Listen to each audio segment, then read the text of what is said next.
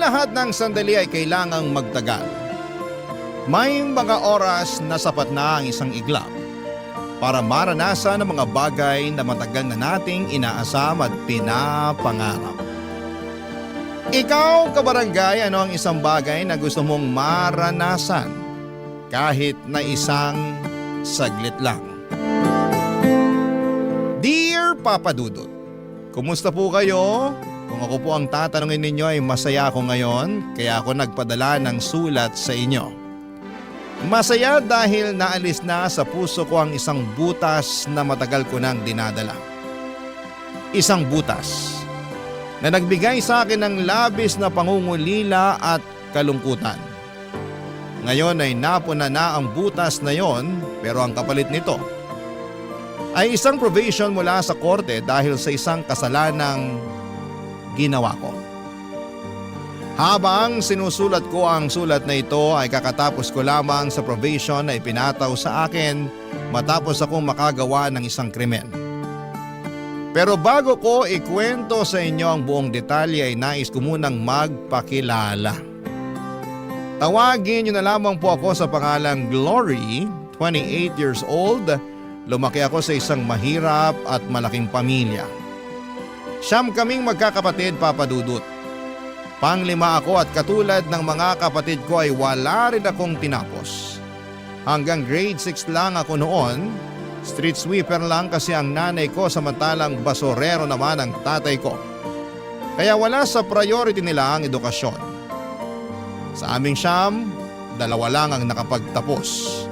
Ang panganay na anak na maaga ring nagkapamilya at ang pangalawang anak na kinalimutan na kami simula noong nagkaroon siya ng maayos na buhay. At para makatulong sa mga magulang ay naging taga-silbi ako sa isang karinderya. 14 years old lamang ako noon pero batak na ang katawan ko sa mga mabibigat na trabaho. Maghapon akong naguhugas ng mga pinggan at pinaglutuan.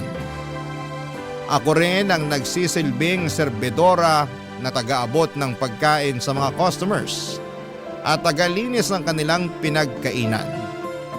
Sa paglipas ng panahon ay unti-unti akong natutong magluto hanggang sa naging tagaluto na rin ako sa karinderyang yon, Papa Dudut.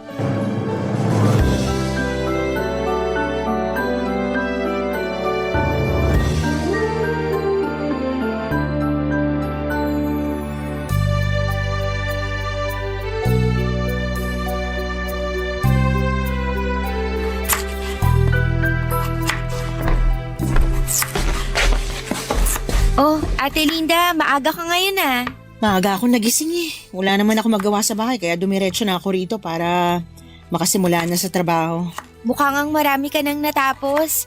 Ano bang kailangan mo? Ituloy mo na lang nahiwain yung baboy pang Bicol Express. Nasimulan ko na yan. Okay, sige. Mabuti ka pa, nakatulog ng maayos. Samantalang ako, 2 oras lang yata tulog ko eh. Bakit naman? 10:00 ba namang umuwi si tatay? Lasing na lasing. Nagkalat na naman? As usual. Ako na naman yung naglinis sa bahay tapos pagkatapos nun, kakapikit ko pa lang, nag-alarm na yung cellphone ko. Kailan ba kasi matatauhan yung tatay nyo? Nakakaloka naman. Hindi na magbabago yun. Alak na yung tubig niya eh.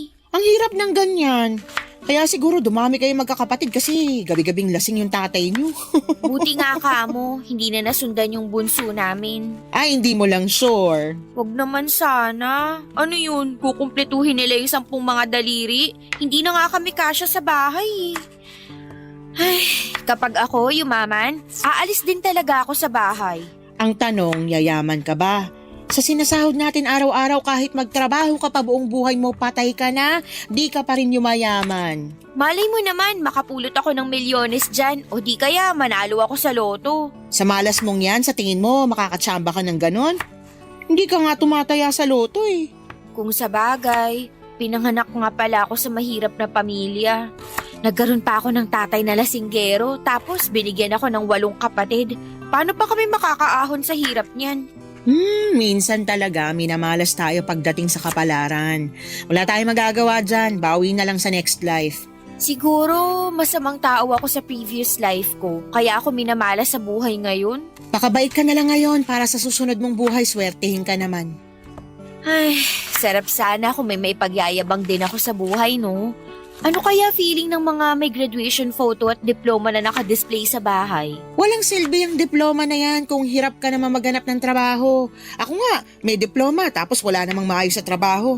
Ano ba kasi nangyari? Bakit di mo pinurse yung tinapos mo? Malas din, katulad mo. Saka maaga ako nagkaanak eh. Kung ano yung available na trabaho, yun na lang ang pinasok ko. Minsan din talaga, tayo rin may kasalanan ng sitwasyon natin eh. Katulad mo, maagang nagkaanak. Wala naman akong pagsisisi sa nangyari. Ang mahalaga, may asawa ako na mahal ako at anak na mahal ko. Kahit maghirap pa ako sa kakatrabaho para sa kanila, wala kang maririnig na reklamo sa akin. Kaya ikaw, kung ano man yung mga pangarap mo, subukan mong tuparin kahit gaano pa yan ka-imposible. Sana nga pala rin din ako. Gusto ko matry yung nakaupo lang sa opisina habang naka-aircon tapos papasok ako na may bitbit na kape.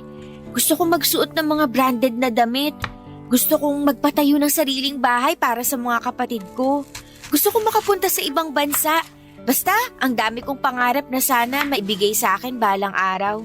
Alam ko na, may naisip akong solusyon para maranasan mo yung mga bagay na yan. Ano? Humanap ka ng afam! Sira ulo ka. Gusto mo makaahon sa kahirapan, di ba? Afam ang sagot dyan. Ay nako, ewan ko sa'yo. Parang pangarap din yan na mahirap din abutin eh. Wala namang magkakagusto sa akin sa itsura kong to. Ay, ate ko, ibang taste ng mga foreigner. Hindi mo lang alam, ikaw pa lang yung hinahanap nila. In my dreams, magluto na nga tayo. Uunahin ko na yung Bicol Express. Sige. Ako nang titira sa adobong kangkong tsaka sinigang. Marami akong pangarap sa buhay noon, Papa Dudut. Marami akong gustong maranasan. Marami akong gustong makamit at marami akong gustong mabago sa buhay ko. Pero alam ko noon na hanggang pangarap na lamang ang mga bagay na yon dahil kung magiging realistic ako, kahit araw-arawin ko pa ang pagtatrabaho ay hindi ko pa rin maaabot ang mga imposibleng pangarap na yon. Tuwing umuuwi ako sa bahay at nakikita ko ang estado ng pamilya namin, ay lagi akong napanghihinaan ng loob. Wala na talaga kaming pag-asang magbago. Dahil maliban sa batugan ang mga lalaki kong kapatid. Ang mga mas bata pa kesa sa akin ay never nakatapak sa paaralan. Gumagawa naman sila ng paraan para magkapera. Kapag maganda ang panahon ay nanlilimos sila sa mga matataong lugar. Minsan ay nangangalakal din sila ng basura o di kaya naman ay sila ang inuutusan sa lugar namin kapag may nangangailangan ng tulong. Ang karaniwang kapalit nito ay pera o di kaya'y pagkain. Normal na para sa amin ang ganong buhay kaya nasanay na rin kaming mangarap ng mga bagay na makatotohanan at abot kamay lamang. Maging ang mga kapatid ko ay parang tinanggap na lamang na hanggang doon na lamang talaga ang buhay namin, Papa Dudut. Pero iba ako.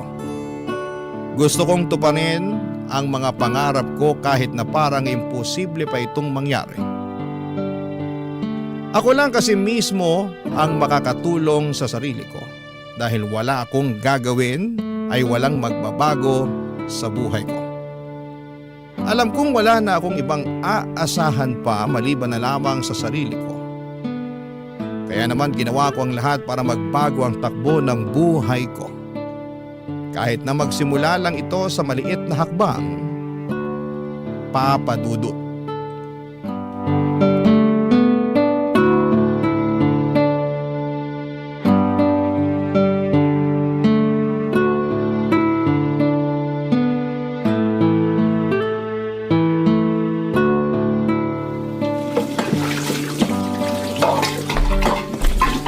Glory, tapos ka na ba sa paghuhugas dyan para makapagsara na tayo? Malapit na, mga kutsara at mangkok na lang. Tulungan na kita dyan para matapos na. Gusto ko nang umuwi eh. Naantok na ako. Sige, ikaw na lang magbanlaw ng mga to. Ilang taong ka na ba ulit? 18, bakit? Ayaw mo ba mag-aral ulit? Bata ka pa eh. Sayang naman kung hindi mo may pagpapatuloy yung pag-aaral mo. Sa ganitong edad, itabi mo ako sa mga grade 7, baka mapagkamalan pa nila akong teacher. Hindi, pwede ka mag-TESDA. Total 18 ka na. Pasok ka na sa criteria. Marunong ka namang magluto. Magkukiri ka. May NC2 na yun. Pwede mong magamit para makapag-abroad. Wala talaga akong pambayad sa pag-aaral ko, te. Libre ang TESDA, ano ka ba? Anong libre? Walang libre sa edukasyon ngayon. Oo, siguro wala silang tuition fee. Pero may mga babayaran pa rin yan. Tapos yung pamasahe ko papapunta para mag-aral.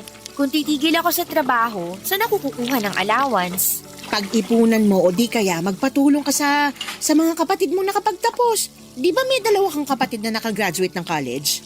Meron, pero yung isa may sarili ng pamilya. Ayoko namang pahirapan pa yung buhay ng kapatid kong yun kasi pati naman sila naghihirap din eh. Yung isa naman, hindi ko alam. Wala na kaming balita sa kanya. Ano ba kasi nangyari sa kapatid mong yon? Ay nako, ate, sobrang lala. Hindi ko makakalimutan yung moment na yun sa buhay ko kasi first time na may lumaban kay tatay noon. Ikwento mo sa akin dali. Ganito kasi yun. Di ba alam mo naman si tatay? Ang gusto nun, dapat laging siyang nasusunod. Lahat ng salita niya, tama. Walang mali sa kanya. Kapag kumontra ka, basag ang bungo mo. Okay, tapos? Eto na nga. Napagtapos nila si ate. Nakahanap naman siya agad ng trabaho. Siyempre, happy-happy na si tatay kasi ramdam na namin yung konting pag-angat sa buhay namin. May masasarap na pagkain na kami noon. Tapos si ate yung nagbabayad ng mga bayarin. Para bang nabawasan na yung trabaho nila kasi nandiyan na si ate na katulong nila. Aha, tuloy mo lang, nakikinig ako. Tapos isang araw, biglang umuwi si ate na may dalang balita. Buntis siya. Nagalit tatay mo? Oo naman, galit na galit. Sampal yung inabot ng ate ko. Hindi pa nga raw nababayaran ni ate yung mga sakripisyo nila tapos magpapabuntis na agad siya. Dismayado si tatay nun. Grabe naman! Nagalit yun kasi alam niyang mawawala na yung ATM nila. Wala na sila mapagkukuhaan ng pera. Medyo naiintindihan ko rin naman yung pinanggagalingan ni tatay. Siyempre, umaasa silang si ate na ang magiging katuwang nila sa mga gastusin. Tapos bigla siyang nagpabuntis. Eh di katulad din ni kuya na maaga siyang magkakapamilya. Ibig sabihin, yung dalawang napagtapos nila, walang naging ambag sa buhay nila. Ang hirap nun. Yung ikaw yung pressured kasi pinagtapos ka sa pag-aaral. Nag-i-expect sila na may kapalit yung mga bagay na yun na kung tutuusin, hindi naman dapat ganun. Siyempre, pinaglaban ni ate yung sarili niya. Sawa na raw siya sa mga pananakit ni tatay. At hindi raw lahat ng credit na kina tatay kasi marami ring sakripisyo si ate para matapos niyang pag-aaral niya. Marami siyang sideline na pinasok. Naging working student siya. O, tapos ano nangyari sa kapatid mo? O yun, pinalayas siya ni tatay. Simula noon, hindi na namin siya nakita. Never na siyang nagparamdam, never na siyang nagpakita. Teka, bakit ganun yung ginawa sa ate mo samantalang yung panganay nyo na mas naunang nagkapamilya, hindi naman pinalayas? Lalaki kasi yung panganay namin. Para kay tatay, okay lang daw yun. Pero kapag kaming mga babae na yung nabuntis, iba yung tingin niya dun. Grabing double standards niya na. May favoritism eh. Hirap ng ganyan. Kaya kung ako sa'yo, mag-aral ka na lang para kapag nakapagtapos ka, makakahanap ka ng mas magandang trabaho. Makakabukod ka sa abusado mong tatay. Papadudod sa bahay namin si tatay ang batas. Lahat ay kailangang sumunod sa gusto niya kahit pa mali ito. Kung hindi kami susunod ay bugbog lang ang mapapala namin mula sa kanya. Siya ang dahilan kung bakit naging matatakotin ako sa maraming bagay. Makarinig lang ako ng malalakas na ingay katulad ng kalderong nahulog o di kaya'y pintong padabog na sinarado ay bumibilis agad ang tibok ng puso ko. Ganon po kasi lagi sa bahay noong bata pa lamang ako. Parang may exorcist sa bahay namin kapag nagwawala si tatay. Lumilipad ang mga gamit namin. Noong bata ako kapag gano'n ang nangyayari ay natatakot lamang ako habang umiiyak sa takot. Noong tumanda ako kapag alam naming uuwi na naman ng bahay si tatay ng lasing ay lumalabas muna ako para makapagpahangin. Saka na lang ako uuwi kapag tulog na siya. Walang laban ang nanay namin kay tatay, Papa Dudut. Siya ang karaniwang punching bag ni tatay noon kapag galit siya. Kung bakit siya galit dahil hindi raw niya magawa ng maayos ang trabaho niya bilang padre de pamilya. Sawa na raw siya sa pagiging mahirap at ang tanging ginagawa niya ay para ilabas sa mga hinanakit na yon ay ang mag-inom at magwala sa bahay. Malinaw pa sa mga alaala ko noon kung paano pinalayas ni tatay ang kapatid ko. Sobrang broken ako noon dahil isa si ate sa mga paborito kong kapatid. Siya ang laging nagbibigay ng pera sa akin noong bata pa lamang ako. Lagi niya ako nililibre ng pagkain. Noong pinalaya siya ay parang nawala na rin ako ng kakampi sa buhay. Papa Dudut, hindi ko maintindihan noon kung bakit gano'n na lamang ang galit ni tatay sa ate ko noong nabuntis siya. Pero noong lumaki ako ay gets ko na ang lahat, lalo na noong ako na rin mismo ang umuwi sa bahay na may dalang balita. Papa Dudut. Barangay Love Stories. Barangay Love Stories. May boyfriend ako noon, Papa Dudut. Nagtatrabaho siya bilang isang mekaniko. Katulad ko ay hindi na rin siya nag-aaral. High school lang ang tinapos nito, 16 years old lamang siya noon, samantalang ako naman ay 18 years old. Una ko siyang nakita noong kumain sila ng mga katrabaho niya sa karinderya namin. Sa sumunod na araw ay pasara na kami noong humabol siya para kumain. Dahil maraming natirang ulam noong araw na yon ay nagbolontaryo akong pagsilbihan na lamang muna siya dahil alam kong madadatnan ko na naman si tatay sa bahay ng lasing. Pinauna ko na noon si Ate Linda at ako na ang nagsarado ng karinderya. Habang kumakain, nagkwentuhan kami tungkol sa buhay-buhay. Wala na siyang magulang at ang nagpalaki sa kanya ay ang tito niya na siyang nagmamay-ari ng maliit na auto repair shop sa lugar namin. Simula noon ay sa karinderya na siya araw-araw na kumakain. Mabilis na gumaan ang loob ko sa kanya dahil lagi niya akong kinukumusta noon, Papa Dudut. First time ko lang magkaroon ng kakilalang tao na concern sa kapakanan ko. Never akong tinanong ng mga magulang at kapatid ko kung kumusta ako. Tanging siya lang ang nangungumusta sa akin. Kalauna niligawan niya ako at sinagot ko naman siya, Papa Dudut. Ang boyfriend ko na ang naging takbuhan ko kapag puno ako ng problema. Kapag masyadong makalat ang pag-iisip ko, pumupunta ako sa bahay nila para magkaroon ng kasangga. Naging tago ang relasyon namin ng boyfriend ko, Papa Dudut. Alam ko kasi na kapag nalaman ni tatay na may boyfriend ako ay magagalit siya. Ganon kasi ang nangyari sa pang-anim kong kapatid. Noong nalaman niyang may boyfriend ito ay binugbog niya hindi lang ang kapatid ko kundi pati na rin ang boyfriend nito. Tumagal ang relasyon namin ng 7 buwan hanggang sa isang araw, napansin ko, Papa Dudut, na unti-unting may pagbabago sa katawan ko.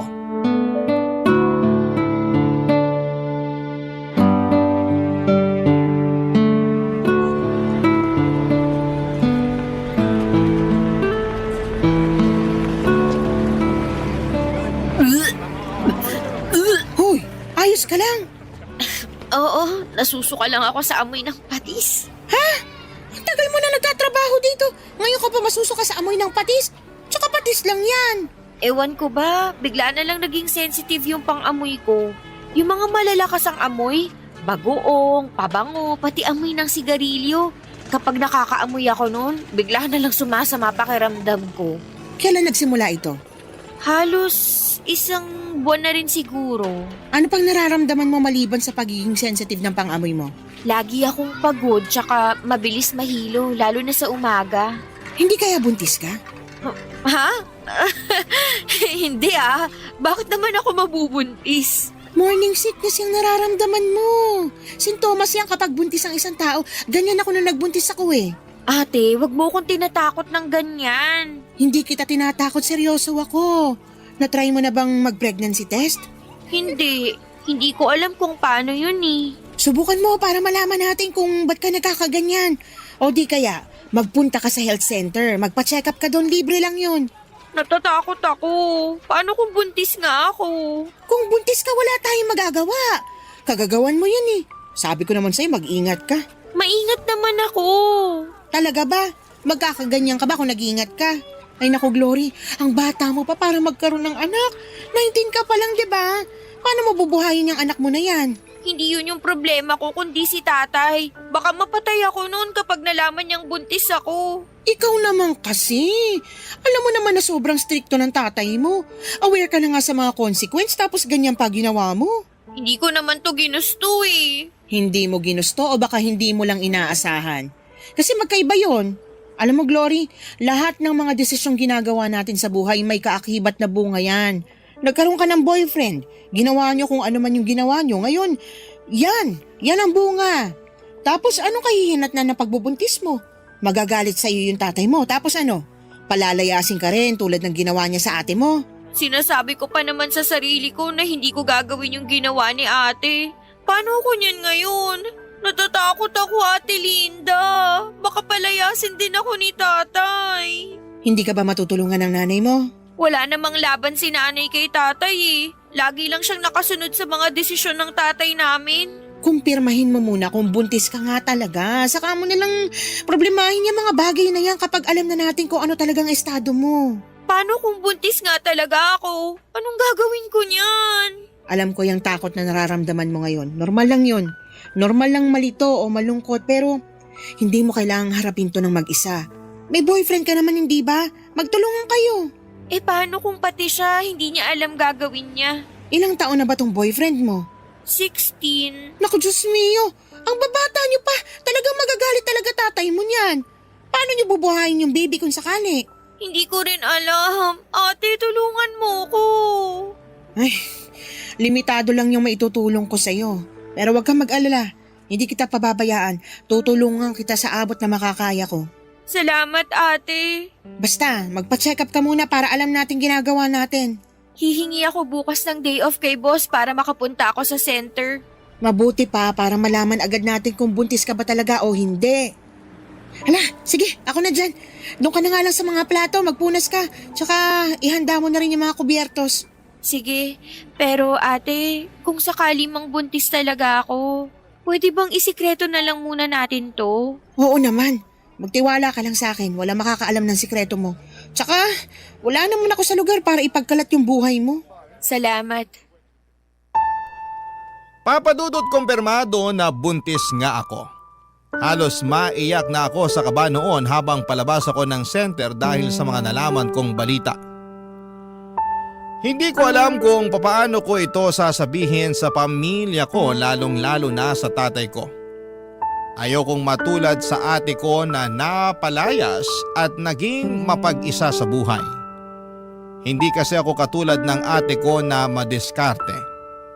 Kapag ako ang pinalayas, wala akong ibang matutuluyan.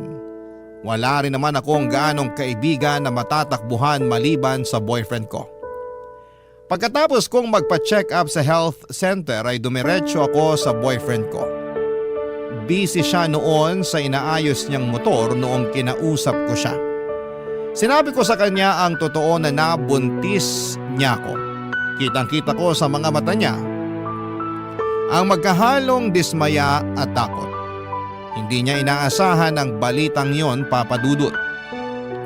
Doon din ay inamin niya sa akin na hindi raw niya kayang buhayin ang bata. Hindi pa raw siya ready na maging ama dahil masyado pa siyang bata.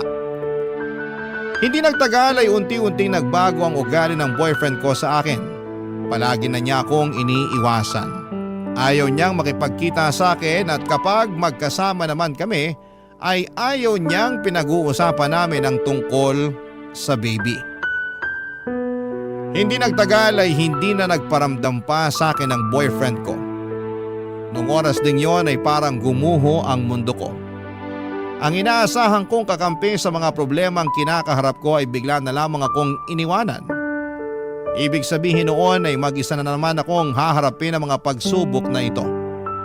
Totoo nga na wala akong ibang maaasahan kundi ang sarili ko lamang dahil sa dinadala kong problema ay hindi na ako nakapag-concentrate sa trabaho ko at agad yung napansin ni Ate Linda, Papa Dudut.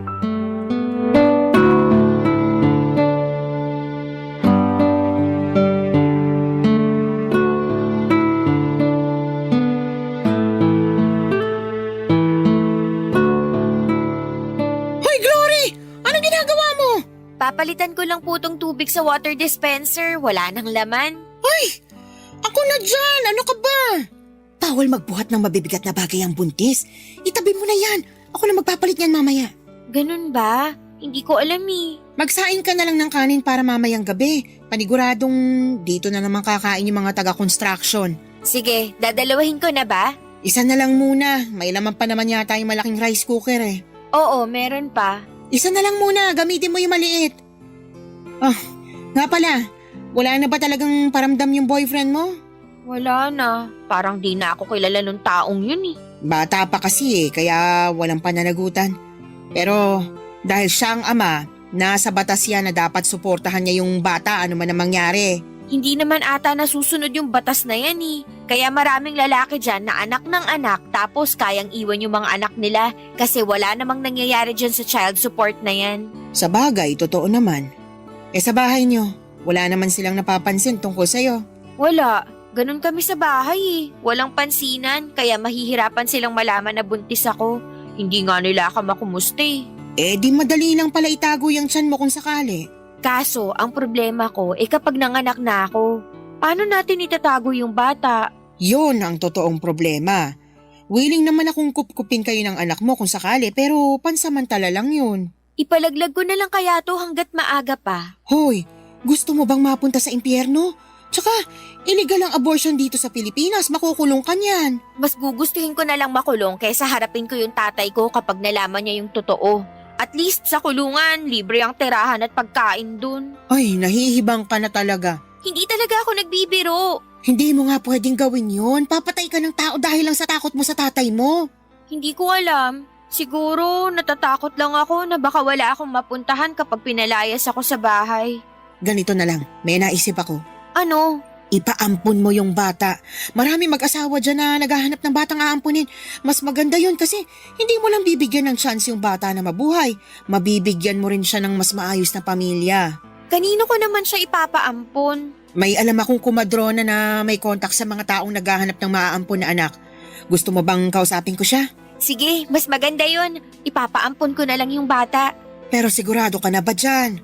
Sigurado kang hindi mo ito pagsisisihan sa huli? Hindi, sigurado na ako. Nasasabi mo lang yan kasi hindi mo pa totally nararamdaman yung bata dyan sa tiyan mo. Pero once na nagkaroon na kayo ng koneksyon ng bata tapos kapag naipanganak mo na siya, iba na yung feeling na mararamdaman mo. Baka malaki yung chance na magbago pa yung isip mo. Hindi na magbabago ang pasya ko. Desidido na ako.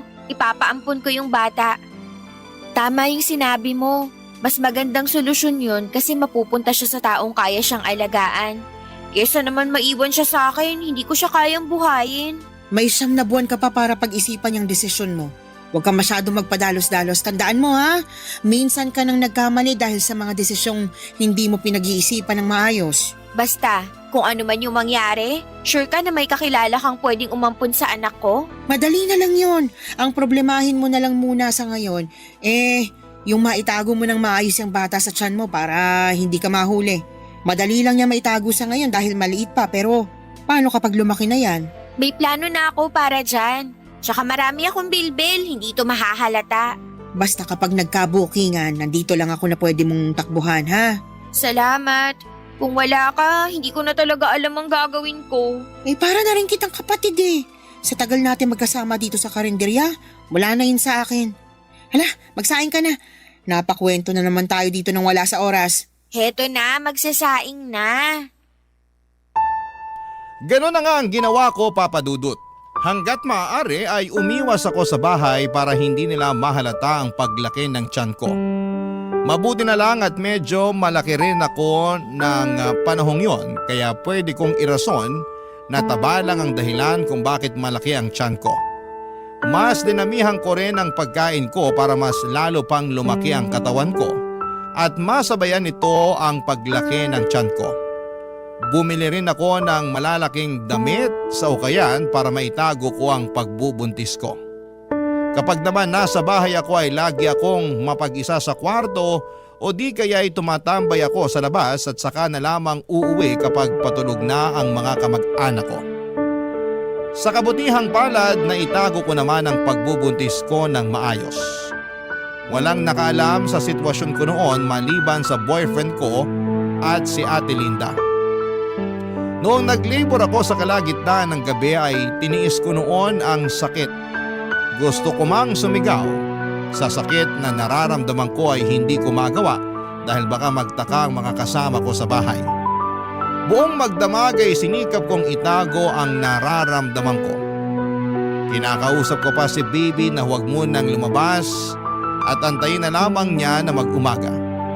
Nakinig naman si baby noong lumiwanag na ay agad akong lumabas ng bahay bago pa magising sina tatay. Tinawagan ko si Ate Linda para kontakin ang kakilala niyang komadrona. Pagdating ko sa bahay nila ay nakahanda na ang lahat. Doon ko pinanganak ang baby ko, Papa Dudut. Barangay Love Stories. Barangay Love Stories. Saglit ko lang nakapiling ang anak ko, Papa Dudut, at yon ay noong pinadede ko siya pagkalabas niya sa akin. Pagkatapos noon ay inihiwalay na nila sa akin ang bata para hindi na raw ako magkaroon ng koneksyon sa kanya. Baka raw kasi magbago pa ang isipan ko na ipaampon ito kapag nahagkan ko na ang baby ko na karaniwang nangyayari sa mga inang may bagong silang na sanggol. Bago kinuha sa akin ang anak ko ay napansin ko na may balat ito sa mukha niya sa ilalim ng kanyang kanang mata. Itim ito at mapusyaw na parang mapa ng Palawan. Napanaginipan ko pa yon noong nakatulog ako pagkatapos kong manganak. Pagkagising ko ay wala na sa bahay nila si Ate Linda at ang baby. Ang sabi sa akin, agad daw nilang tinawagan ang mag-asawang gustong umampon sa anak ko. Pagkarating nila ay inuuwi na nila ito kapalit ang paunang bayad sa bata. Saka ko na lang daw makukuha ang kalahati ng bayad kapag legal na nilang naampon si baby. Hindi ko alam pero nakaramdam ako ng kaunting kalungkutan noong nalaman kong wala na ang baby ko. Matagal ko pong inihanda ang sarili ko para sa bagay na yon dahil yun naman talaga ang plano. Pero iba pala ang feeling kapag nangyari na ito. 9 na buwan ko ring nakasama ang baby ko at ngayong wala na siya sa piling ko ay para bang napakalaki ng nawala sa akin. Simula noong araw na yon ay hindi na nawala sa puso ko ang lungkot na nararamdaman ko, Papa Dudut.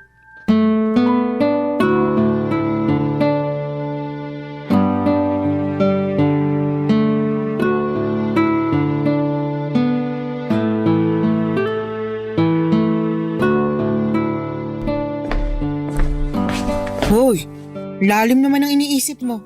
Ba't ka nakatunga nga dyan? Halika na, kumain na tayo. Ang tagal mo kasi, kanina pa kita inaantay. Inantay ko lang yung huling customer na makaalis para makapagsara na tayo. Gusto mo ba to?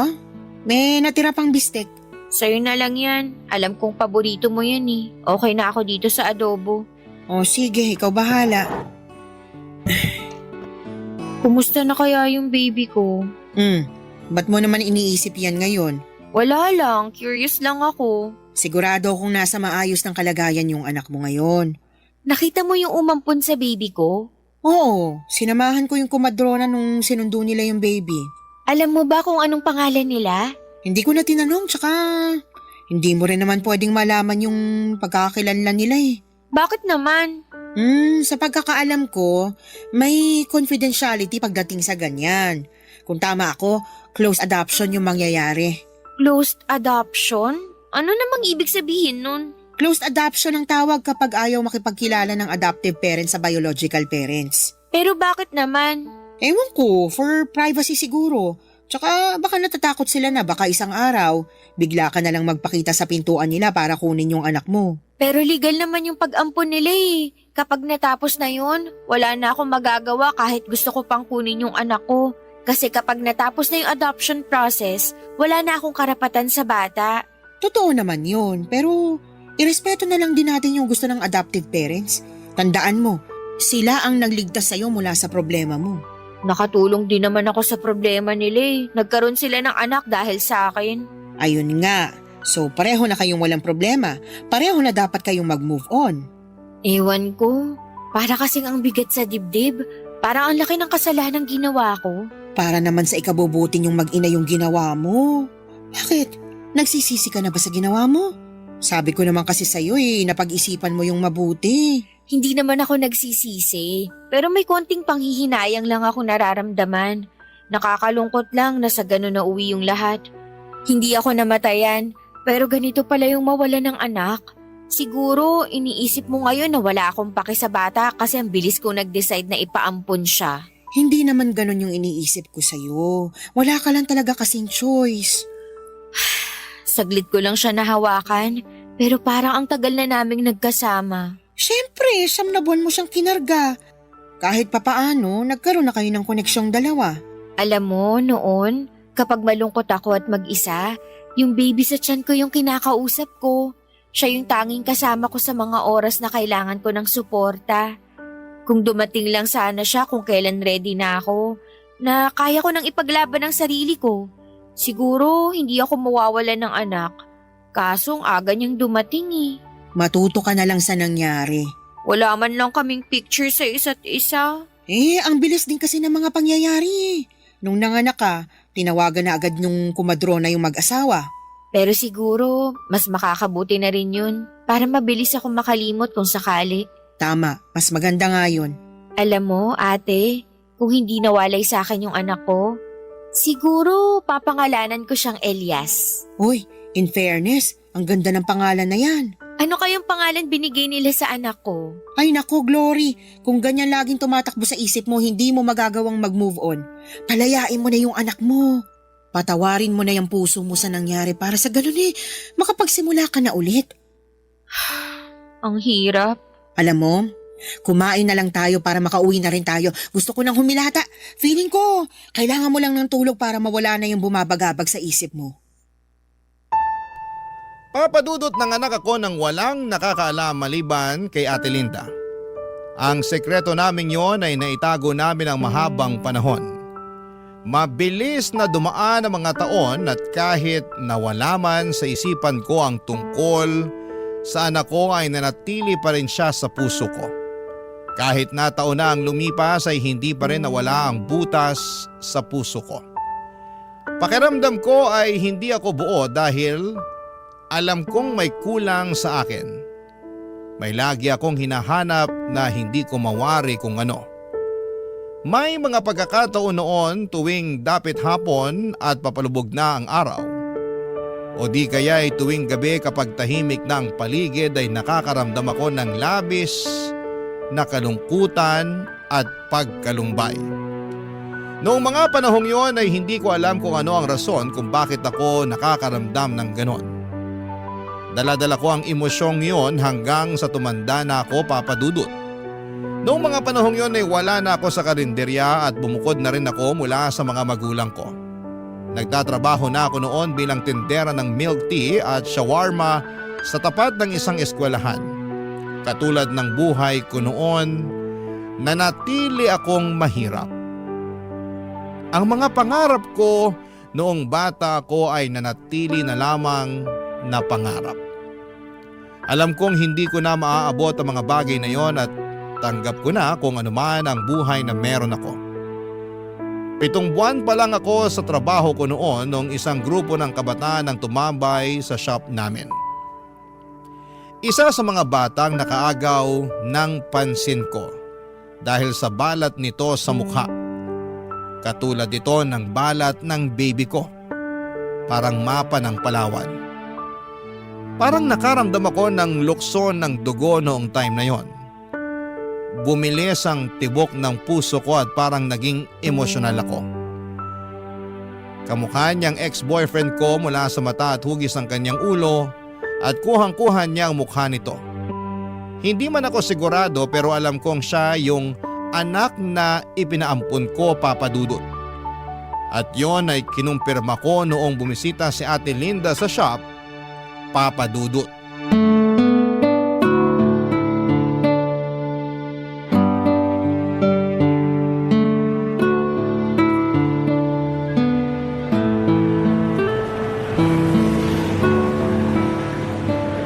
Kumusta naman ang babaita? Oh my gosh, Ate Linda! Long time no see! Ano ginagawa mo rito? Gusto ko lang matikman yung shawarma nyo. Balita ko, mabili raw yan eh. Paano mo pala nalaman na nandito ako? Sa Facebook! Lagi ko kaya nakikita mga selfie mo. Oh, na-miss kita. Wait lang, igagawa kita ng bestseller namin dito. Libre kita. Ayun no, yan ang gusto ko. Mabilis lang ba yan? Mabilis lang to. Maupo ka muna dyan. O sige. So, kumusta ka na? Eto, medyo umayos-ayos naman ang buhay ko. Hindi na katulad ng dati na hirap pagdating sa pera. Sana all, may asawang promoted. Congrats pala. Nakita ko yun sa FB post mo. Hey, salamat. Ikaw naman, single ka pa rin ba hanggang ngayon? Oo, patuloy pa rin sa paghabol ng pangarap kahit mukhang mahirap nang abutin. Naku, ikaw pa. Kayang-kaya mo yan. Heto na yung merienda mo. Tikman mo, masarap yan. Salamat. Alam mo ate, may kukwento ako sa'yo. Ano yan? Naaalala mo pa ba yung anak ko noon na pinaampon natin? Oo naman, naalala ko pa siya. Bakit mo na itanong? Nakita ko yung bata. Talaga ba? Paano mo naman nalaman na siya nga yung anak mo? Basta naramdaman ko na lang. Di ba alam mo naman yung feeling ng ina kapag nakita yung anak nila? Ganon yung naramdaman ko. Lukso ng dugo? Oo, parang ganon. Paano ka naman nakakasiguro na siya nga yung anak mo? Sa lawak ng Metro Manila, sa dami ng mga tao dito. Ang swerte naman kung bigla na lang kayong pinagtagpo ng tadhana. Naaalala mo yung balat sa mukha ng baby ko? Ganon na ganon yung balat ng batang nakita ko. Nakausap ko siya isang beses. 9 years old na raw siya. Sakto yun sa edad ng baby na pinanganak ko noon. Wala ka pa ring pruweba na yun nga yung anak mo. Meron. Siya mismo nagkwento sa akin na hindi siya totoong anak ng mga magulang niya. Ganon daw ka-honest yung mga magulang niya sa kanya, kaya habang bata pa, inamin na nila yung totoo. At paano mo naman nalaman yung mga bagay na yan? May tiwala sa akin yung bata. Sukoy ko kaya silang magkakaibigan dito. Nako, Glory ha, hindi ko gusto kung saan papunta tong usapan na ito. Bakit naman? Masaya lang ako na makita yung anak ko na nasa mabuti siyang kalagayan. O tapos, kung anak mo talaga siya, anong gagawin mo ngayon? Hindi ba dapat nakalimutan mo na siya ngayon? Hindi mo na dapat siya iniisip kasi iba na yung mga magulang niya, hindi na ikaw. Oo, alam ko. Pero gets mo naman ako, di ba? Ina ka rin at walang inang makakalimot sa anak niya.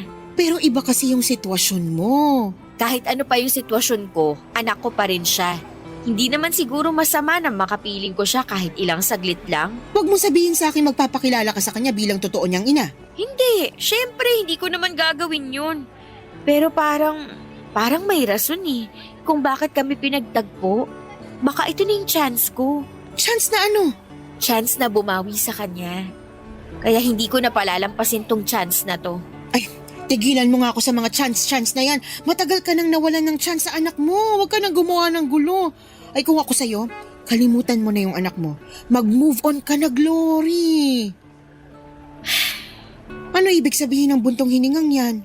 Wala. Tama ka. Tama lahat ng mga sinabi mo. Pero nandito na siya eh.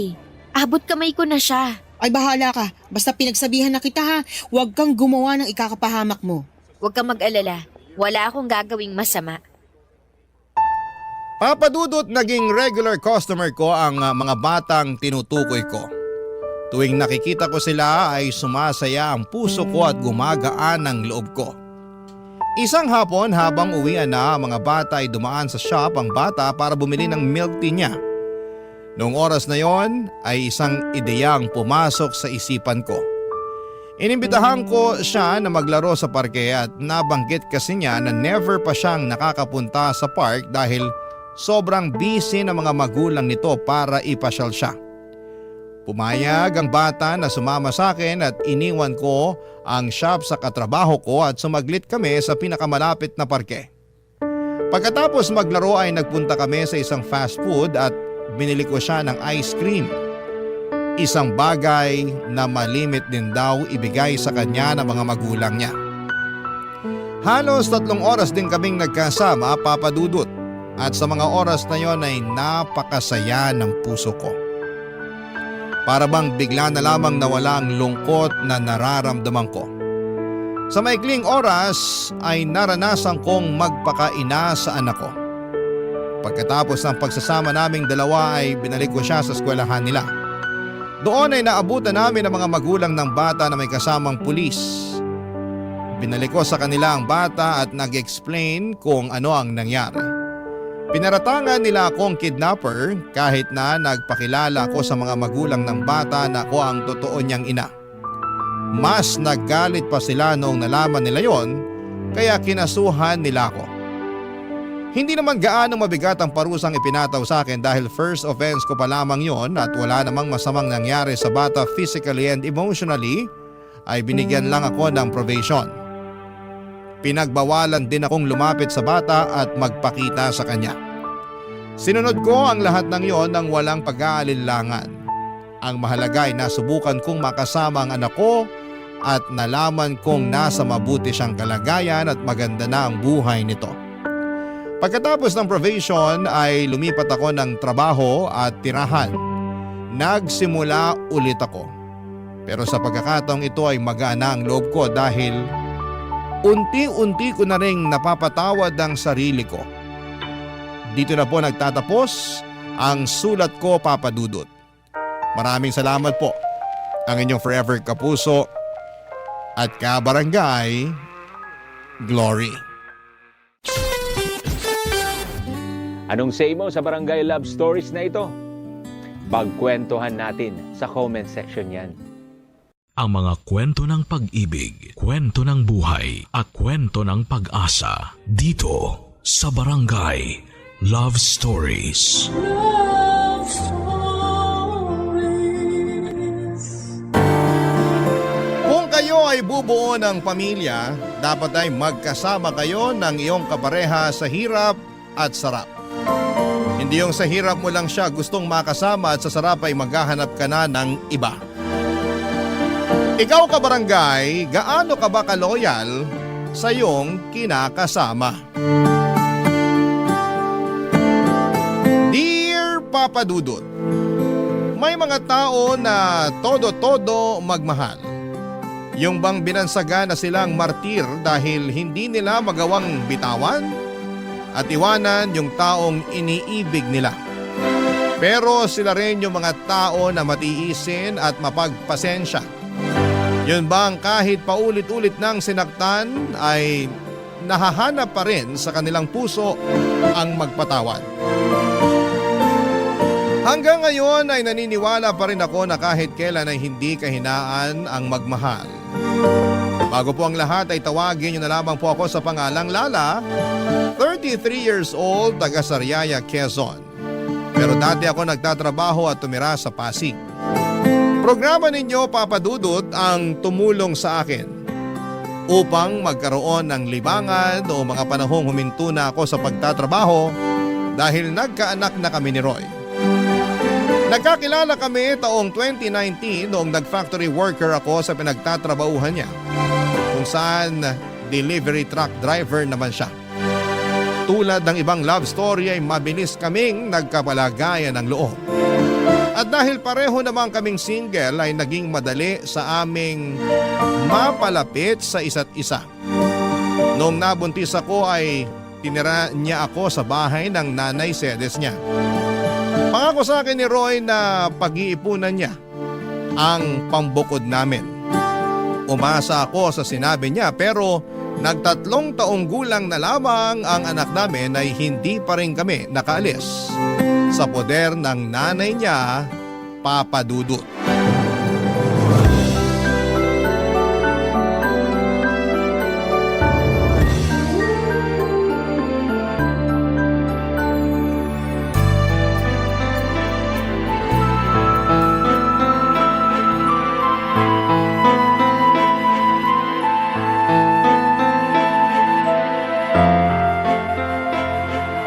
Nay, alam niyo na pala na may babae si Roy pero kinukonsinti niyo pa. Ha? Ano ka nakonsinti ka dyan? Kilala niyo yung tinutukoy ko. Yung bagong salta na tindera dyan sa malapit na bakery na lagi niyong pinagbibilan ng pandesal. Nakalimutan niyo na siguro na nung isang araw ay kasama niyo kami ng anak ko na bumili doon tapos kinumusta ng babaeng yun si Roy.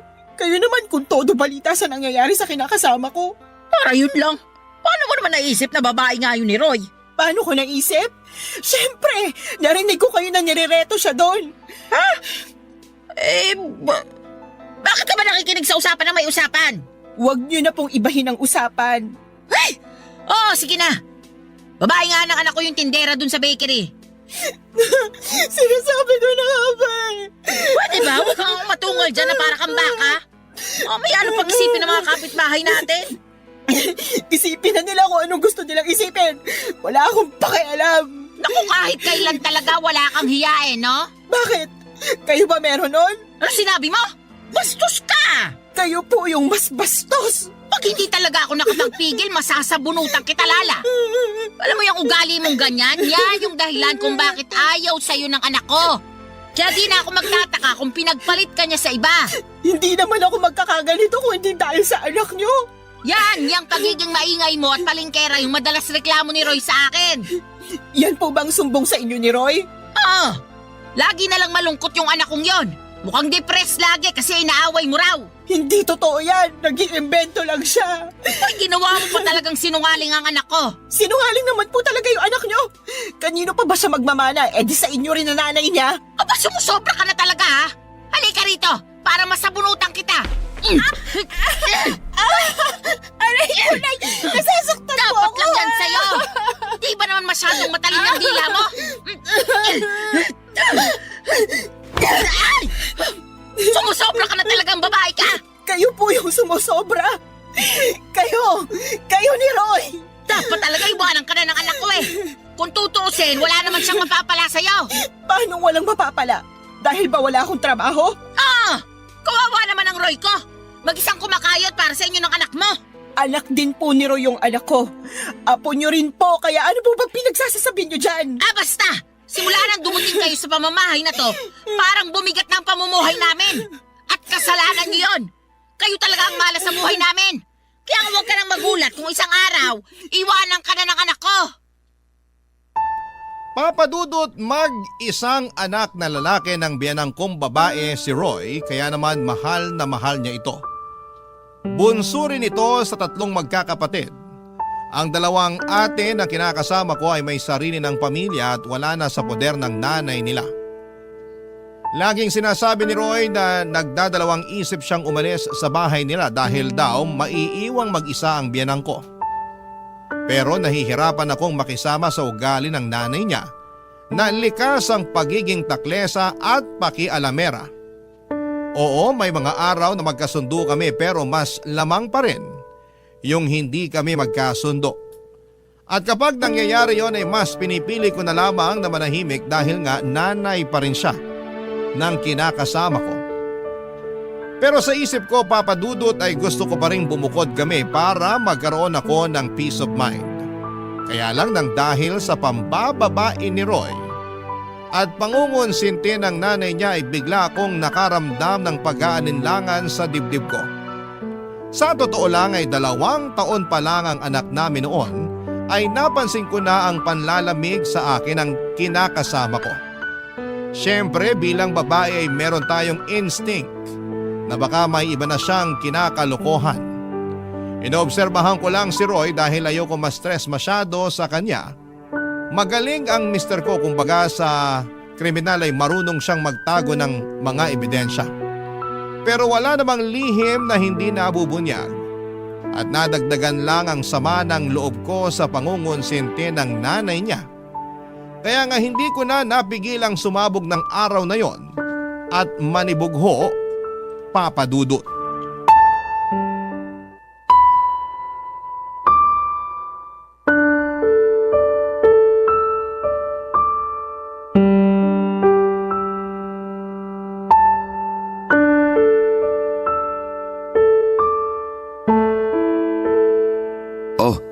Yan lang sinweldo namin. Ano to? Anong ano yan? E di sweldo namin. 500? Bakit ito lang? Magagawa ko kung yan lang. Baka nakakalimutan mo na marami akong loan. Malamang kinaltas na dyan. Hindi ako naniniwala sa'yo. Patingin ang payslip mo. Ayoko nga. Anong ayaw mo? Wala na. Tinapon ko na. Roy naman, napakaliit nito. Alam mo namang may sakit yung anak natin, diba? E akala ko ba magaling na siya? Hindi naman tumalab yung halamang gamot na pinainom ng nanay mo sa kanya. Hindi nawala yung lagnat niya. Natatakot na ako baka kung ano ng sakit ng anak natin. Masyado ka namang OA. Ayos lang yung anak natin. Paano magiging ayos? Pabalik-balik nga yung lagnat niya. Tsaka, ako pa talaga yung OA, ha? Para ka namang hindi nag-aalala sa anak mo. Nag-aalala rin ako. Pero anong magagawa ko kung yan lang ang sinahod ko? Pagkasyain mo na lang. Dalhin mo sa public hospital o center yung anak natin. Doon mo ipa-check up. Baka nga makalibre ka pa. Sige, susubukan ko. Ganyan nga. Subukan mo rin manghingi ng libreng gamot. Malamang bigyan ka rin doon. Oh, ano pang binubuntong hininga mo dyan? Akala mo ba hindi na ako nakakahalata? Nakakahalata sa ano ba? Na palagi na lang kakarampot yung perang binibigay mo sa amin ng anak ko. Anak naman ng teteng. Di ka ba nakinig? Sabi ko, kaltasan ngayon. Kaya yan na lang natira. Ang sabihin mo, binigay mo yung pera mo dun sa babae mo. Ha? Ano bang pinagsasasabi mo dyan? Kunwari ka pa. Akala mo yata hindi ko alam na naglalandian kayo ng tindera dun sa bakery na laging pinagbibilan ng nanay ng pandesal. Oh, paano naman tayo napunta dun? Huwag mo akong gawing tanga. Wisit naman, Lala. Ano bang iniiyak-iyak mo? Nakuha mo ba akong tanungin alam mo naman sa sarili mo yung dahilan? Araw-araw na lang na ginawa ng Diyos na pinararamdam mo sa akin na hindi mo na ako mahal. Pero alam mo yung mas masakit? Pati yung anak mo na sarili mong dugot laman wala ka na rin pakialam. Pwede ba? Pagod ako ha. Galing na nga ako sa trabaho oh. Bad trip na nga ako na maliit sweldo ko tapos mas babad tripin mo pa ako.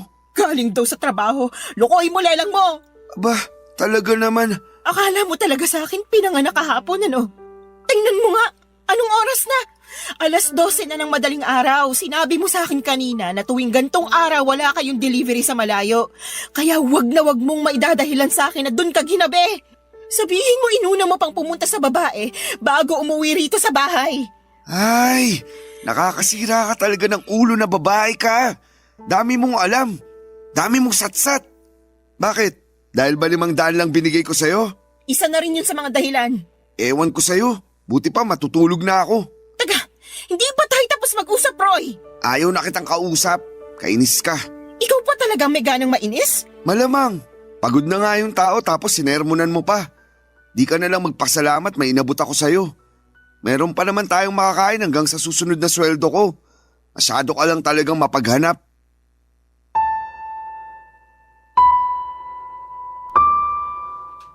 Papadudot kahit na hindi aminin ni Roy na may iba siyang babae ay ramdam ko na meron talaga. Lalo pa na sumasala na siya sa pagbibigay sa amin ng anak niya. Ang totoo ay hindi yon ang unang pagkakataon na kulang ang perang ibinibigay sa akin ni Roy. Maraming beses na pero ewan ko ba sa sarili ko kung bakit mas pinili kong manahimik ng mga panahong yon. Pakiramdam ko tuloy ay nasanay na lamang si Roy kaya paulit-ulit na niyang ginagawa. Ewan ko rin kung bakit kahit na sinabi na ng nanay niya sa akin na babae niya yung tindera sa bakery na malapit sa amin, ay gusto ko pa rin na manggaling kay Roy ang pag-amin. Bagay na hindi naman niya ginawa, Papadudot. Sobrang sakit sa dibdib nang naging pagtatalo namin ng gabing yon. Hindi ko rin naman siya pinatulog kahit nagsabi na siyang pagod na siya. Dahil gusto ko siyang umamin sa akin na may babae nga siya. Kaya naman lumabas na lamang siya sa kwarto at narinig kong nagsumbong siya sa nanay niya, Papadudot. Pagkalipas ng ilang minuto ay kinatok ako sa kwarto ng biyenan ko at tinawag palabas. Noong nasa sala na kami ay doon niya ako sinermonan. Marami siyang sinabi na mga masasakit at hindi maganda sa akin, Papadudot. Halimbawa na noon ay masyado raw akong mapaghanap samantalang hindi naman ako ang nagtatrabaho. Sinabi rin niya na kung totoong may pinagkakagasosang ibang babae si Roy ay kasalanan ko naman daw dahil hindi na ako kaakit-akit sa paningin ng asawa ko. Ininsulto na naman niya ang katawan ko na masyado raw mataba kaya nagawa akong ipagpalit, Papadudot. Barangay Love Stories. Barangay Love Stories. Papadudot, akala ko ay kaya kong patawarin si Roy sa pambababae niya. Ang akala ko ay magagawa kong magpakamartir alang-alang sa binuo naming pamilya. Ang akala ko ay kaya kong isantabi na may kahati kami sa kanya pero hindi pala. Nasusuka ako sa isiping may sinisiping siyang iba bukod sa akin at nagagalit ako dahil wala siyang pakialam sa amin ng anak niya. Paulit-ulit niya akong tinatarantado. Alam din ng mga dati naming katrabaho at malapit kong kaibigan sa factory ang pagiging malapit ni Roy sa mga babae. Since hindi na ako nagtatrabaho doon ay silang nagbabalita sa akin kapag may kinakalokohang babae ang kinakasama ko. Ilang beses na rin nila akong ni-real talk na hiwalayan ko na si Roy pero hindi ko pa kaya dahil nga sa ayokong masira ang pamilya namin. Bukod doon ay ayoko ring lumaking walang kinikilalang tatay ang aming anak, Papa Dudut.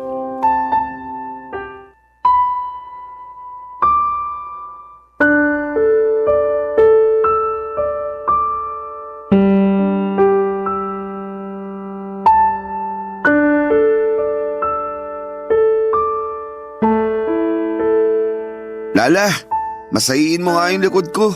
Sakit na eh. Busy ako. Anong busy? Tulog naman anak natin. Ano pa bang gagawin mo? Marami. Magsasampay pa ako ng mga damit natin. Akala ko naman tapos ka na maglaba. Hindi pa. Kasi pinakain ko pa't pinatulog yung anak natin. Mabuti sana kung tinutulungan mo ko kaso hindi naman. Pagod ako. 6 na araw kaya ako nagtrabaho. Ngayon na nga lang day off ko, patutulungin mo pa ako sa'yo sa paglalaba. Oh, edi sana ikaw na lang muna nagpakain sa anak natin. Sana tapos na ako sa pagsasampay. Bakit ko gagawin yun? Pagod nga ako. At trabaho ng mga babae yun. Alam mo ikaw? Oh, ano na naman? Wala. Balik na ako sa pagsasampay. Sandali lang. Masayiin mo muna likod ko. Hindi ka ba nakakaintindi? Magsasampay pa nga ako ng mga labahan natin. Naiintindihan ko naman. Pero pwede bang mamaya na lang? Mamayain ko mukha mo eh. Bakit ka ba ganyan? Ano bakit ako ganito? Nakuha mo pang magtanong? Hindi mo ba halatang napapagod na ako? Kaya nga mamaya ka na magsampay. Masayiin mo muna ako. Wow ha? Akala ko naman pagpapahingahin mo ko. Yun pala uutusan mo lang din ako. Yan talagang ugali mo yung ayaw ko eh. Reklamador. Tapos magtataka ka kung bakit nagawa kong tumingin sa ibang babae. Ano sinabi mo? Sabi ko, reklamador ka. Kung ako reklamador, ano ka pa? Tsaka kapal din ang apog mong sabihin na kasalanan ko kung bakit ka tumingin sa ibang babae. Oh, edi inamin mo rin sa akin na may iba ka nga. Akala ko alam mo na. Bintang ka pa nga ng bintang sa akin nun. Hindi bintang yon. Inamin mo na nga, di ba? Ibig sabihin totoo. Oo, naisip ko lang na wala na akong dapat itago pa. Saka di naman tayo kasal eh. May karapatan akong tumingin sa iba. Kasi wala naman akong pananagutan sa'yo. Ano? Naririnig mo ba yung sarili mo? Walang pananagutan sa akin eh, may anak tayo, Roy! Oo, pero magkakaanak na rin kami ni... Ano sinabi mo? Pwede bang kumalma ka muna? Nakakagulat ka naman eh. Bigla-bigla kang sumisigaw. Ay ko! Bakit ka ba nangahampas? Tanong-tanong ka pa eh, kulang pa nga yung pangahampas ko sa'yo. Tsaka kapal na mukha mong sabihin sa akin na nabuntis mo yung kabit mo. Nakakadiri ka. Ano sa palagi mo dapat na maging reaksyon ko, ha? Matuwa ako? Magpa-party ako at ipaglatag ka ng red carpet kasi magkakaanak na kayo ng kalantari mo. Hindi naman, pero... Alam mo, ayoko na. Ha? Anong ayaw mo na? Ayoko na ng ganitong buhay kasama ka. Pagod na ako kung alam mo lang. Hindi to yung klase ng pagod na madadaan sa tulog. Papahinga, wasak na ako dahil sa ginagawa mo sa akin. Kung makapagmalaki ka pa, na kaya ka tumingin sa iba ay dahil sa pagiging reklamador ko, kapal mo talaga, Roy. Saan ka pupunta? Wala ka na doon. Basta, aalis na kami ng anak mo sa pamamahay na to. Lala naman, wag mo naman gawin sa akin to. Bakit hindi? Hindi mo naman na kami mahal eh. Saka sabi mo magkakaanak na kayo ng babae mo. Eh di doon ka na. Congratulations sa inyo ah. Uy, seryoso ba talaga yan? Iiwanan niyo ako ng anak natin? Correction, anak ko lang. Simula sa araw na to, hindi mo na sa anak. Hindi ka na niya tatay. Hindi mo na rin ako live-in partner dahil tapos na tayo. Papa Dudut, galit na galit ako kay Roy nang malamang kong nabuntis niya ang kalantari niyang babae. Pakiramdam ko ay dobling beses niya akong pinagtaksilan.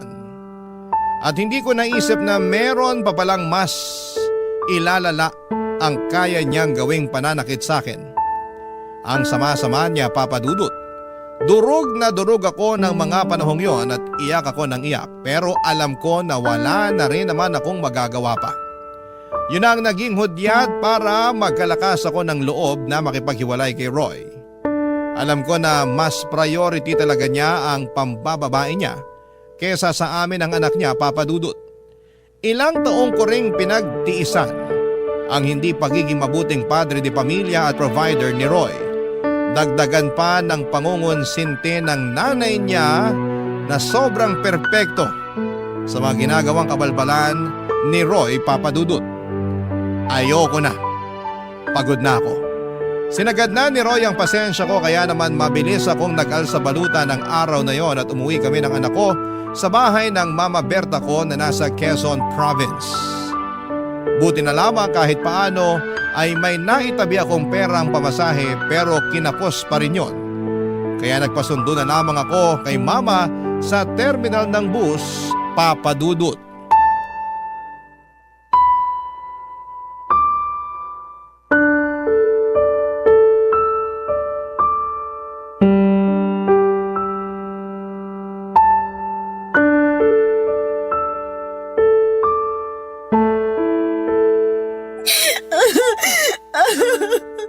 Kung hindi pa naman tinamaan ng lintik yung Roy na yan. Halika, samahan mo ako sa kanila dun sa Pasig.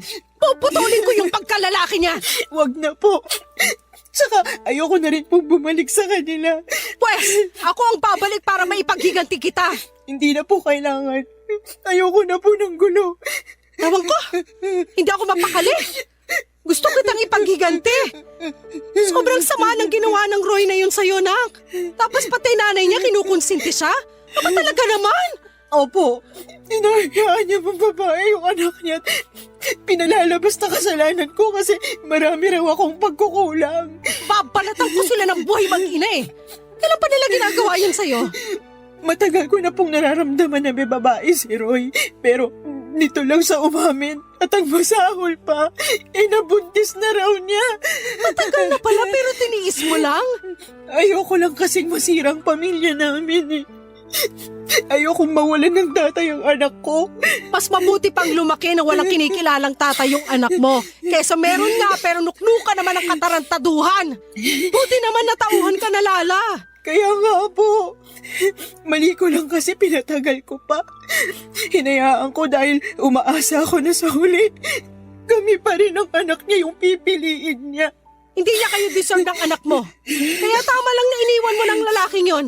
Magsama sila ng babae niya. Pero kung may pagkakataon lang talaga, gusto ko siyang bigyan ng kaliwat kanang sampal at sisikmuraan ko rin para magtanda. Pag nakasali nanay niya, papakahan ko. Naman eh. O bakit? Magaling kaya ako manuntok? Alam ko po, pero hindi na kailangan. Sabi ko nga po, ayoko na bumalik sa kanila. Karma na lang po bahala na maghiganti para sa amin ng anak ko. Sa bagay, naniniwala pa naman ako dyan sa karma. Yung bang kapag gumawa ka ng masama, doble o triple na masamang karma rin babalik sa'yo? Buti na lang talaga naisipan mo ng hiwalayan ng manlolokong yun. At umuwi kayo rito ng apo ko. Kasi welcome naman kayo rito sa bahay. Salamat, Ma. At sorry din dahil ang tanga-tanga ko. Dapat noon ko pa ginawa na makipaghiwalay kay Roy. Hindi na sana ako nasaktan ng gusto. Hayaan mo na. Nangyari na eh. Tsaka sabi mo ayaw mo namang masirang pamilya nyo. Ayaw mong mawalan ng tatay yung anak nyo.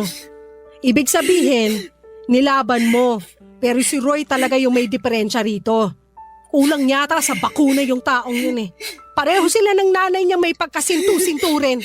Pag naligaw talaga yun dito sa Quezon, makakatikim mo sa akin ng suntok sa muka. Paawat na po kayo. Hindi ko lang matanggap na ginano nila ang kaisa-isang anak ko. Yun ay kinagagalit ko. Sana naiintindihan mo. Wala namang magulang na naghahangad na masaktan ng iba mga anak nila. Naiintindihan ko po kayo. Kaya lang bilang anak, ayoko naman na mapahamak kayo sa kagustuhan yung maipaghiganti ako laban sa kanila sakaling mag-cross ulit yung landas namin. Pero sana, Huwag na talaga kahit kailan. Sana nga.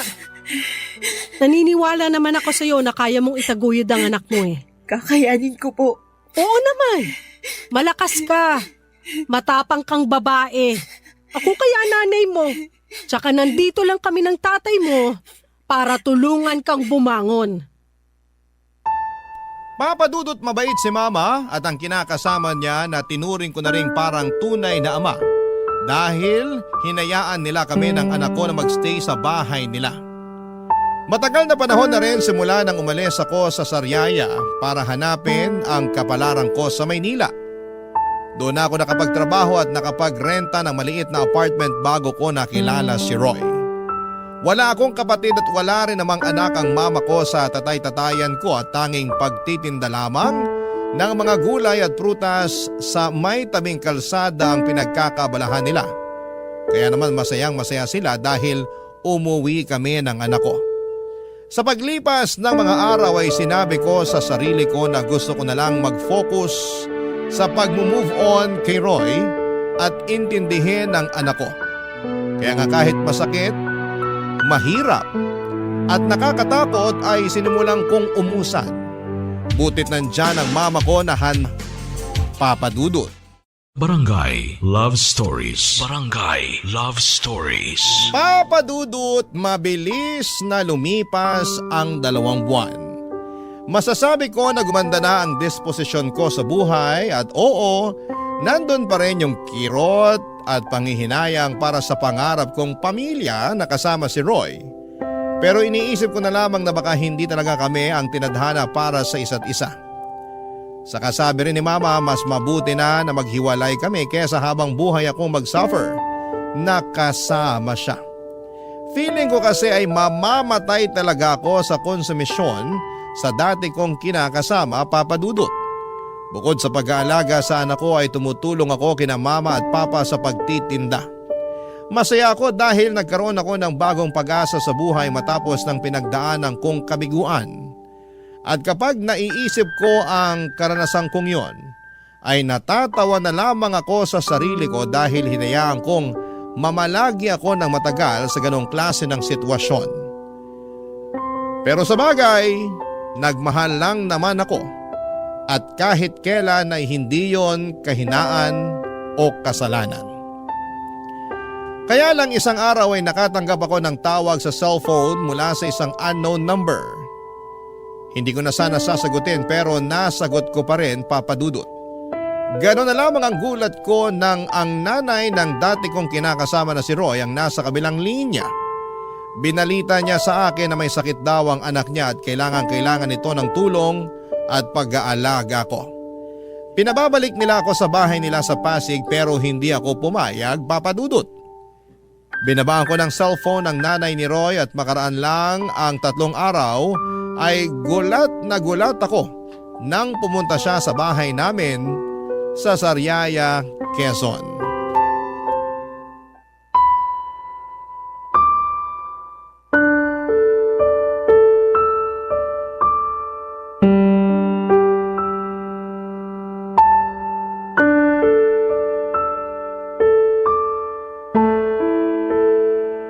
Nay, tuloy po muna kayo. Kala ko hindi mo na ako papapasukin dito sa bahay niyo.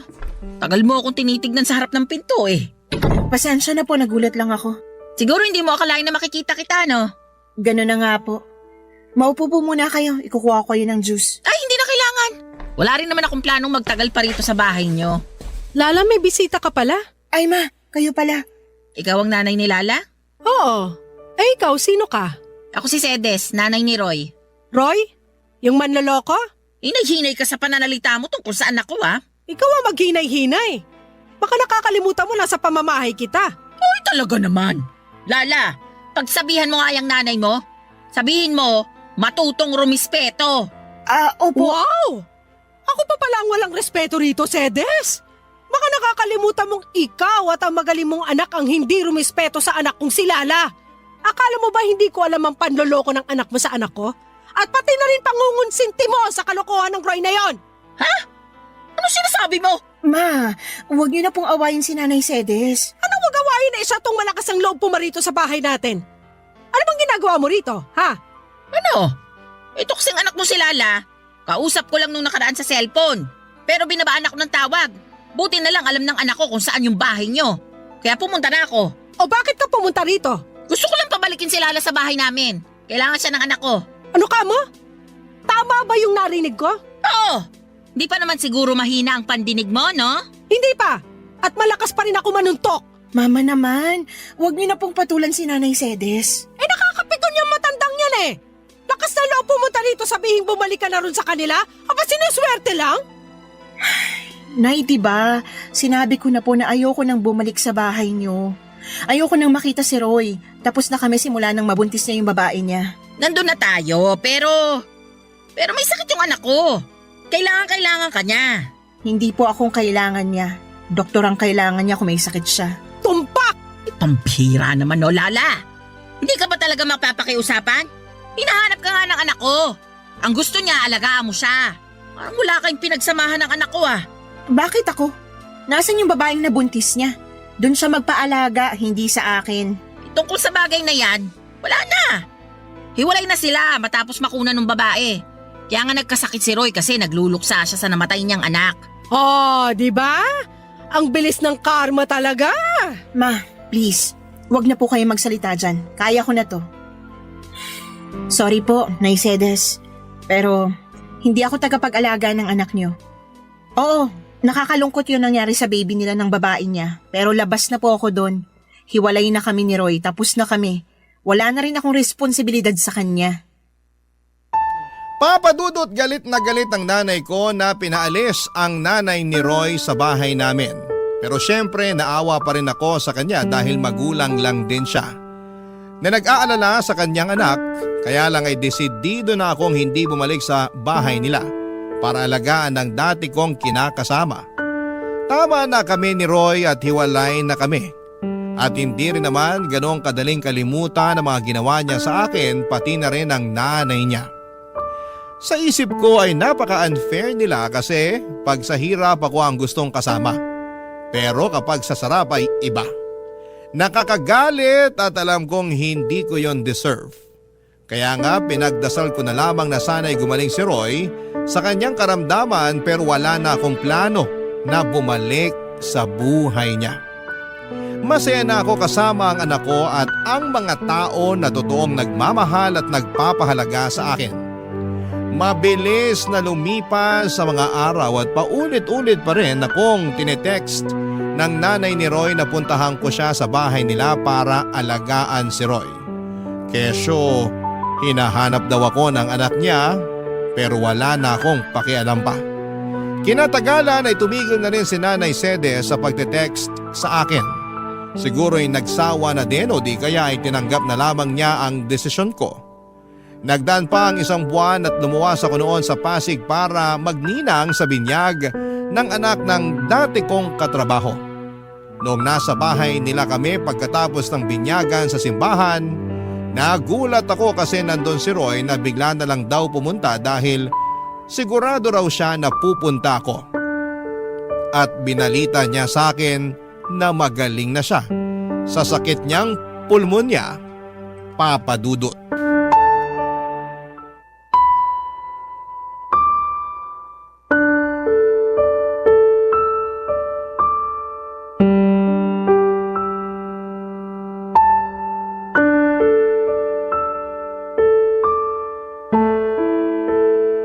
Alam mo, panira ka ng araw eh. Sorry na. Surihin mo mukha mo. Nagpunta ako rito para makita mga dati kong katrabaho, hindi ikaw. Alam ko naman yun pero ito na lang yung paraan na naisip ko para makausap ka. Hindi mo na rin kasi sinasagot yung mga text at tawag namin sa'yo ni nanay. Ay, sorry ha. Hindi ko na rin natatanggap. Nakablock na kayo sa akin. Ang kulit nyo kasi mag-ina eh. Hindi mo na ba talaga kami mapapatawad? Yung nanay mo, napatawad ko na. Pero ikaw, hinding-hindi. Lakas ng tama mo, no? Nakuha mo pa talagang itanong sa akin ang bagay na yan? Umaasa pa rin kasi ako na magkakabalikan tayo. Siraan na lang ang tuktok ko pag binalikan pa kita. Pero may anak tayo. May karapatan pa rin ako sa bata. Hindi ka naman nagpakatatay sa anak natin eh.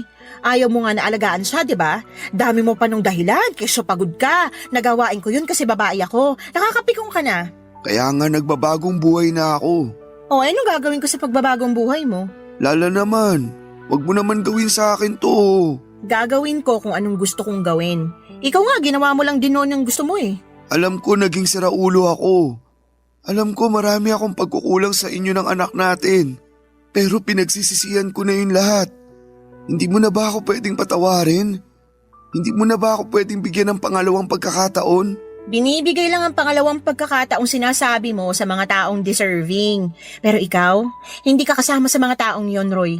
Huwag ka nang umasa na makikipagbalikan pa ako sa'yo dahil matagal na tayong tapos. Maawa ka naman sa akin oh. Naawa ka ba sa akin nung niloko mo ako? Naawa ka ba sa akin nung pinagmukha niyo kung pangit ng nanay mo para lang makonsinti ang pambababae mo? Hindi naman, di ba? Kaya sabihin mo, bakit ako maaawa sa'yo? Mabuti pa umalis ka na. Lala naman, huwag mo akong paalisin. Anong wag paalisin? Hindi ka naman imbitado rito. Tsaka sinisira mong araw ko, nakakainis ka na. Gusto ko lang naman mag-sorry sa'yo. Wala nang magagawa yung sorry mo, hindi na ako makikipagbalikan sa'yo. Gusto mo bang lumuhod ako? Ano? Sige, luluhod ako. Tumayo ka nga dyan, nakakahiya ka. Wala akong pakialam kahit na nakakahiya pa tong ginagawa ko. Pero desperado na ako. Gusto kong magkabalikan tayo. Gusto kong magsimula ulit tayo ng panibagong buhay. Gusto ko na ulit magpakatatay sa anak natin. Tumayo ka na dyan, sabi eh.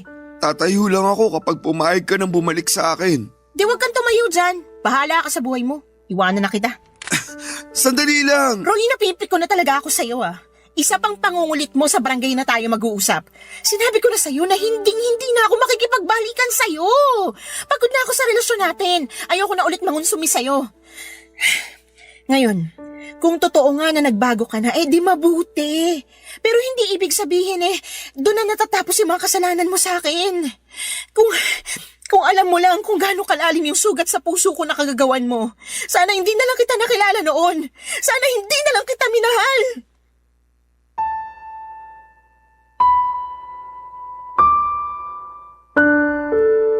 Papadudot, kitang-kita ko ang matinding lungkot sa mga mata ni Roy nang marinig ang mga sinabi ko. Pero wala na akong pakialam pa. Tinalikuran ko na siya at bumalik sa bahay ng katrabaho ko. Nakita ko naman na umalis na rin siya kaya kahit papaano ay napanatag na ako. Kaya lang ay aminado ako na hindi ko na-enjoy ang araw na yon dahil sa pag-eksena ng dati kong kinakasama. Bukod doon ay nanginginig pa ang katawan ko sa engkwentro namin. Pero wala akong pinagsisihan na tinanggihan ko ang pakikipag-ayos niya sa akin. Kung noong nagkasakit siya ay nagawa ko siyang tiisin. Alam ko sa sarili ko na magagawa ko ulit yon.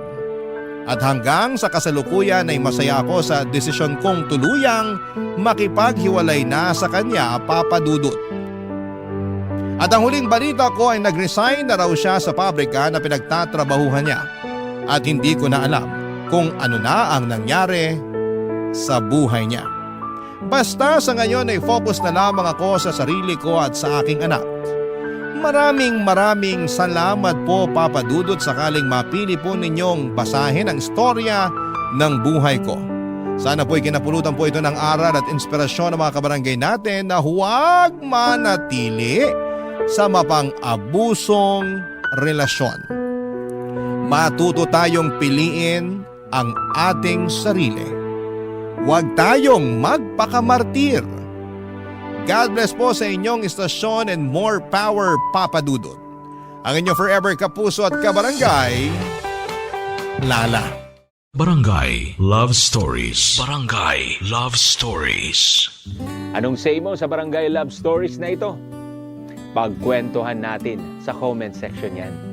Nagustuhan ng iyong napakinggan? Ituloy yan via live stream sa www.gmanetwork.com/radio.